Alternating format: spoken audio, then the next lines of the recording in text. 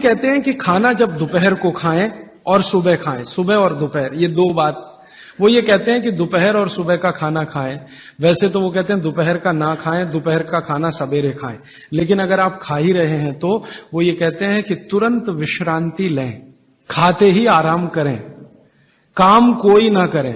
कब तक? 20 minute. 20 minute विश्रांति लें। और उसको उन्होंने एक्सप्लेन किया है कि वो विश्रांति जो होनी चाहिए वो आपके शरीर को, जो बायां हाथ है इसको नीचे करके दाएं हाथ को ऊपर करके वाम कुक्षी अवस्था में लेटें। भगवान विष्णु को लेटे हुए देखा शेषनाग पर, बस उसी परिस्थिति में लेटें, उसी स्थिति में लेटें। क्यों? Left side. आप जानते हैं हमारे शरीर में 2 नाड़ियां हैं, वैसे तो 3 है, 3 नाड़ियां, एक सूर्य नाड़ी है, एक चंद्र नाड़ी है, एक मध्य नाड़ी है। ये जो सूर्य नाड़ी है यही भोजन को पचाने में मदद करती है। सूर्य नाड़ी तभी चलती है जब आपकी चंद्र नाड़ी कम हो। भोजन पचाना है सुबह का और दोपहर का, सूर्य नाड़ी तीव्र होनी ही चाहिए। तो लेफ्ट साइड में लेटो तो तुरंत सूर्य नाड़ी शुरू हो जाती है। वैसे तो अगर आप स्वस्थ हैं तो खाना खाते ही आपकी सूर्य नाड़ी अपने आप शुरू हो जानी चाहिए। नहीं हो रही है तो लेफ्ट साइड में लेट जाइए, लेटते ही शुरू हो जाएगी। 20 मिनट जरूर लेटें। फिर आप कहेंगे जी नींद आ गई, तो भागवत जी कहते हैं ले लो एक झपकी। वो ये कहते हैं रोको मत इस नींद को। जो सूत्र उन्होंने लिखा है कि दोपहर भोजन के बाद या सुबह भोजन के बाद अगर आपको आलस्य है शरीर में, तो वो कहते हैं कि बिना संकोच इस झपकी को ले लो। 20 मिनट की झपकी ले लो, ज्यादा से ज्यादा 40 मिनट की ले लो, इसके आगे नहीं।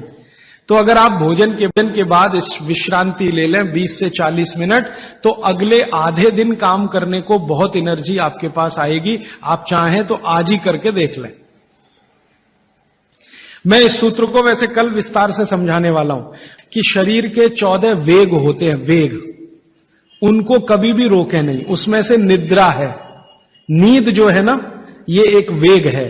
तो वो कहते हैं कि दोपहर के खाने के बाद अगर आलस्य आ रहा है तो ये स्वाभाविक है, क्योंकि खाना खाते ही जठर अग्नि प्रदीप्त होगी। अग्नि प्रदीप्त होने के लिए मैंने आपसे कल समझाया था ना, ब्लड की जरूरत पड़ेगी।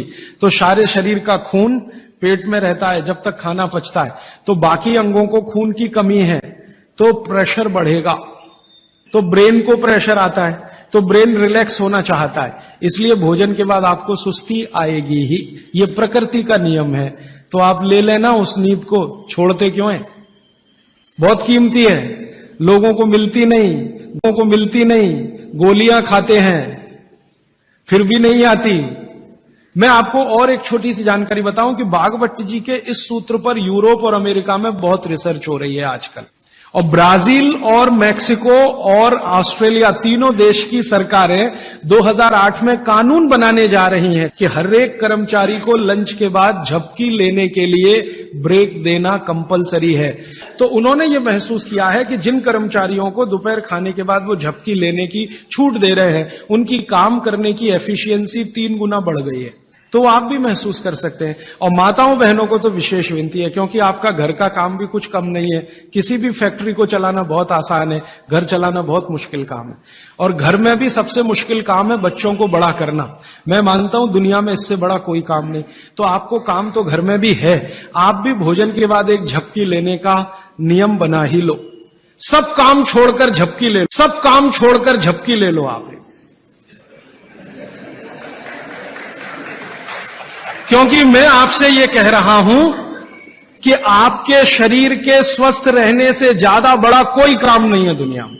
कोई शर्म नहीं, सास की शर्म नहीं, ससुर की शर्म नहीं, पति की शर्म नहीं, बच्चों की शर्म नहीं। आपने दोपहर का खाना खाया, झपकी ले ही लो 20 मिनट से 40 मिनट। जिंदगी आपकी सुखी रहेगी, जिंदगी भर आप सुखी रहेंगे। इसमें कोई शर्म की बात नहीं है, यह शरीर की जरूरत है। जैसे भूख लगती है तो हम खाना खाते हैं, इसमें क्या शर्म करते हैं? वैसे ही खाना खाते ही ब्लड प्रेशर बढ़ता है और ब्रेन को ज्यादा प्रेशर बर्दाश्त नहीं है, तो नींद लेना ही शरीर के लिए अच्छा है। तो आप ये कर लो। पुरुषों के लिए भी मेरी विनती है। आप कहेंगे जी दुकान में व्यवस्था नहीं, कुछ बना लो, आगे पीछे कुछ तोड़ ताड़ के ऐसी व्यवस्था कर लो कि खाते ही पैर सीधे करने को कुछ तो हो जाए। आप कहेंगे जी बैठ के ऐसी व्यवस्था कर लो कि खाते ही पैर सीधे करने को कुछ तो हो जाए। आप कहेंगे जी बैंक में काम करते हैं, बीमा कंपनी में काम करते हैं, तो मैं अमेरिका, यूरोप की उन कंपनियों की लिस्ट दे देता हूं जहां पर यह नियम बन चुका है। आपके बैंक और बीमा वालों को वो लिस्ट दिखा दो कि जब ये अमेरिका और कनाडा और ब्रिटेन और ऑस्ट्रेलिया और न्यूजीलैंड में कानून बन सकता है तो हिंदुस्तान में क्यों नहीं? बागभट्ट तो हिंदुस्तान के थे। अब मैं आपको एक उल्टी बात कहता हूं, गुजरात में जाता हूं, मैं राजस्थान में जाता हूं, जयपुर जैसे शहर में, राजकोट जैसे शहर में, तो दोपहर को सारा बाजार बंद रहता है। कहां है जी? खाना खा के झपकी ले रहे हैं। बहुत सुखी लोग हैं, बहुत सुखी लोग हैं। काठियावाड़ में मैंने देखा है, क्या पोरबंदर, क्या राजकोट, क्या जामनगर, क्या जूनागढ़, क्या अमरेली, दोपहर को बाजार खुलेगा ही नहीं। और मैंने तो ऐसे ऐसे लोगों को देखा है कि ग्राहक आके खड़ा है करोड़ों रुपए लेके, सेठ जी कहेंगे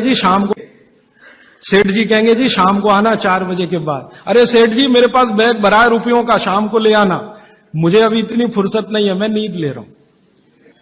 अब कुछ लोग गालियां देते हैं, क्या निकम्मे लोग हैं, दोपहर को सोते हैं। सोना ही चाहिए। जो पुराने शहर है ना हिंदुस्तान में, हर जगह ये देखने को मिलेगा, दोपहर के खाने के बाद सब झपकी लेंगे ही। अच्छा, अब इसका उल्टा सूत्र है आगे का।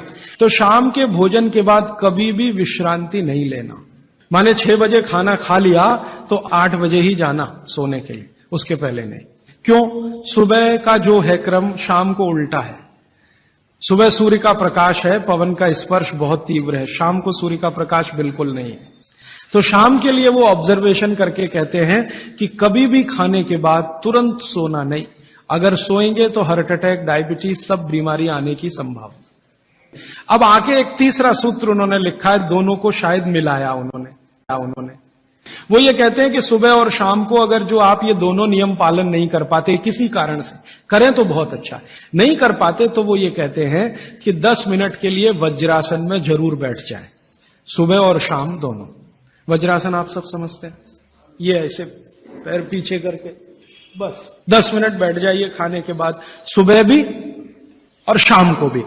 और प्राणायाम और योग में महर्षि पतंजलि ने कहा है कि भोजन के बाद जो किया जाने वाला आसन है वो ये एक ही है, बाकी कोई आसन आप नहीं कर सकते। महर्षि पतंजलि बागभट्ट के बाद के हैं।